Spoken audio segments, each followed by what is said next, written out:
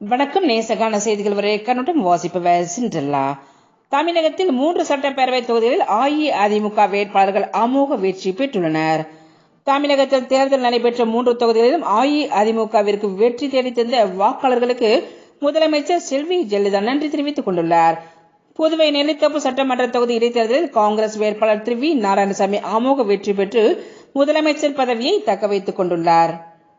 4 மக்களவை தொகுதிகள் மற்றும் 8 சட்டப்பேரவை தொகுதிகளுக்கு நடைபெற்ற இடைத்தேர்தல்களில் திரிணாமுல் காங்கிரஸ் கூச் பீகார் மற்றும் டாம்லுக் தொகுதிகளில் வெற்றி பெற்றுள்ளது.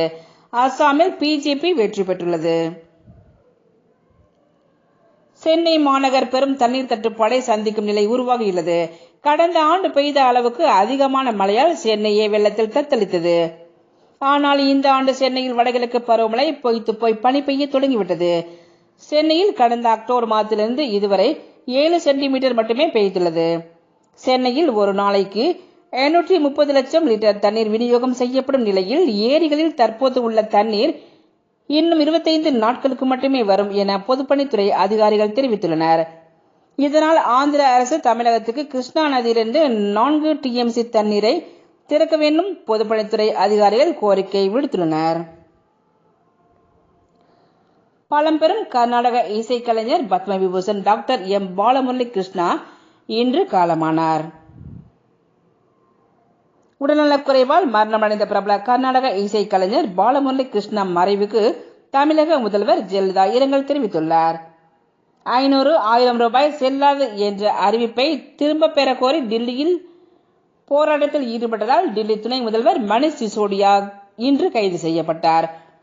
மேலும் நாடாளுமன்றம் நோக்கி பேரணி செல்ல முயன்ற ஆம் ஆத்மி தொண்டர்களும் கைது செய்யப்பட்டனர்.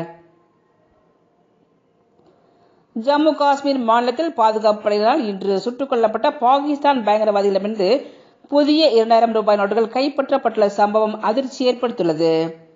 சீனாவில் அடுத்தடுத்து வாகனங்கள் மோதி விபத்துக்குள்ளானதில் 17 பேர் பலியானார்கள்.